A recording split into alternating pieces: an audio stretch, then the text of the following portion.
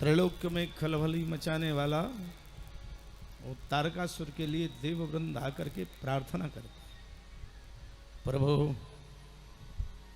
अब आप कृपा कर कुमार कार्तिक को आदेश दीजिए जो तारकासुर का उपद्रव है उसे शांत करें। भगवान कार्तिक अभी इस लायक नहीं हुए थे कि वो युद्ध में जाएं, लेकिन भगवान शंकर ने उनका टीका किया, जाओ बेटा जिसलिए तुम्हारा अवतार हुआ है वो काम करो। तिलक किया है शिव गणों के साथ भगवान शंकर ने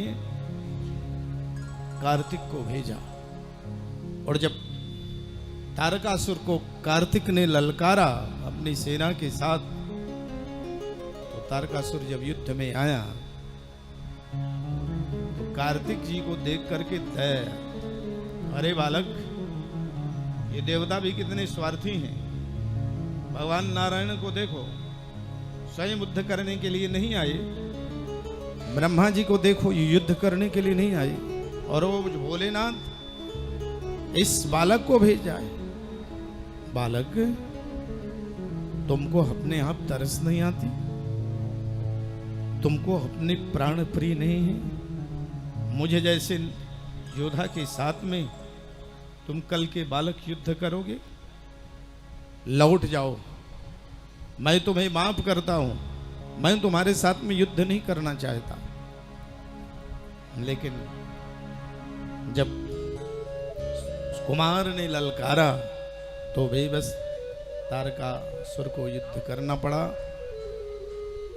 भयंकर युद्ध हुआ, और उस भयंकर युद्ध के मध्य तारकासुर वीर गति को प्राप्त। त्रैलोक्य में समस्त देवताओं ने पुष्प वृष्टि की, आनंद ही आनंद हुआ।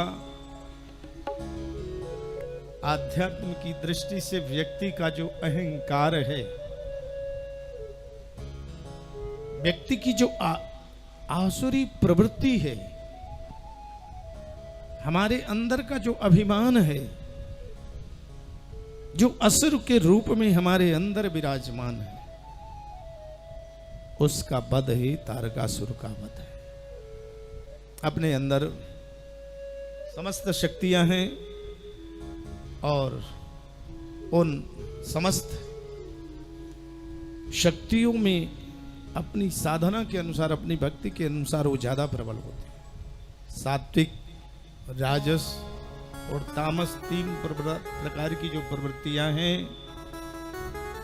अच्छे सत्कर्म सत्धर्म करने से और सात्विक प्रवृत्ति सदा सर्वदा भगवान के चरणों में ले जाती है। राजसी प्रवृत्ति हमें धन ऐश्वर्य के कारण बहुत बार भगवान के चरणों के साथ भी विमुख कर देती है। लेकिन तामसी प्रवृत्ति बहुत, राजसी प्रवृत्ति में भी, राजसी प्रवृत्ति के होने पर भी आध्यात्म की सत्ता बनी रहती है। जैसे सब कुछ भगवान ने संपन्न किया, भगवान ने सब कुछ दिया, लेकिन भगवान को न भूलना, भगवान की पूजा पाठ करना, वो राजसी प्रवृत्ति। उदाहरण के तौर पर राजाओं महाराजाओं की किसी प्रकार की सुख सुविधाओं की कमी नहीं रहती थी, लेकिन जब भगवान की आराधना करते थे तो आराधना करते थे। कथा का भाव ये कह रहा है प्यारे बंधुओं कि समृद्धि में शंकर को मत भूल जाओ। समृद्धि हो तो भी घंटे दो घंटे शास्त्र कहते हैं, कथा कहती है कि 24 घंटे में ज्यादा ना दो तो 2 घंटे तो भगवान के लिए प्रत्येक दिन देना चाहिए। और जो भगवान के लिए 2 घंटे देते हैं वो व्यासपीठ उनको नमन करती।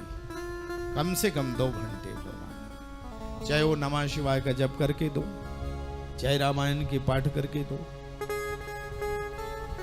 चाहे गीता रामायण पढ़ो, चाहे कीर्तन करो, चाहे जप करो, लेकिन 2 घंटे मानव तन पाए हो तो 2 घंटे नहीं बैठा जाता, कुर्सी में बैठ जाओ।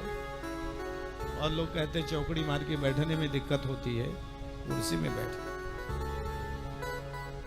लेकिन भगवान के लिए कम से कम 2 घंटे देना चाहिए सात्विक की प्रवृत्ति में। उदाहरण के तौर पर हमारे जय कुमार जी बैठे हैं। ये जय कुमार जी को अभी 5-6 महीने से थोड़ा कष्ट, शारीरिक कष्ट हुआ। आप लोग जो इनके सन्निकट हैं वो जानते हैं। लेकिन अब भी ये कई घंटे बैठ के इनके घर में श्रावण में हर वर्ष, हम इसलिए बहुत बातें, भक्तों की ही तो कथा है, पुराणों में और भक्तों की कथा होती है। भक्तों की कथा से हमें प्रेरणा मिलती कि हम भी भक्त बन जाए। तो प्रत्येक दिन इनके घुटने में दर्द रहता है, लेकिन फिर भी ये बैठकर चौकड़ी मारकर बैठ करके भगवान शंकर का नित्य पूरे श्रावण के महीने में अभिषेक करते हैं, पूजा करते हैं। और शाम के अद्भुत यज्ञ, जो यज्ञ हमारे 1008 कुंडी 108 कुंडी यज्ञों में जो विधियां होती हैं, चूंकि हमारे सन्निकट बड़े विधान के साथ में घर में स्वयं वर्ष में कई बार करा लेते हैं। भगवान की कृपा से सब कुछ है, लेकिन और व्यस्ततम भी है, लेकिन इसके बावजूद भी जो धर्म पर और धर्म और संस्कृति को नहीं भूलता है, उसके ऊपर भगवान की बड़ी कृपा होती है। अत्याचार का विनाशी तारकासुर का विनाशी, अनाचार, दुराचार और पैशाचिक राक्षसी प्रवृत्ति, वही तारकासुर का विनाश है। तो हमारे अंदर आप सबके अंदर 2 संपदाएं हैं, दैवी संपदा और आसुरी संपदा। आसुरी संपदा हमारे आपके अंदर की ना पनपने पाए, इसलिए दैवी संपदा में जाना चाहिए। तारकासुर का वध किया, त्रैलोक्य में आनंद ही आनंद हुआ। भगवत कृपा से